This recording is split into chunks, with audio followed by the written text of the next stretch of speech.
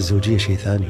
لا نخلط بر الوالدين بالحياة الزوجية. يعني مثلا أنا أمي أنا واجب علي خدمتها، زوجتي مو واجب عليها خدمة أمي. مو واجب عليها، لا صح، مو صلة رحم. لا مو واجب، أنا صح واجب، مثل ما هي واجب عليها خدمة أمها، أنا مو واجب علي خدمة أمها، هي نفس الشيء. فأنا لا أخلط بر الوالدين في قضية الأمور الزوجية.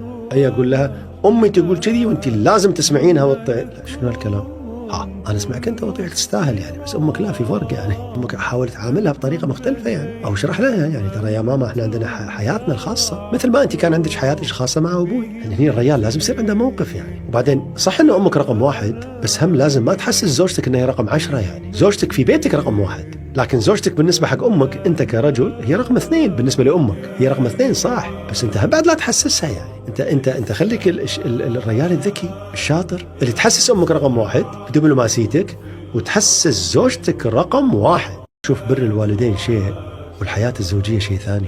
لا نخلط بر الوالدين بالحياة الزوجية. يعني مثلا أنا أمي أنا واجب علي خدمتها، زوجتي مو واجب عليها خدمة أمي.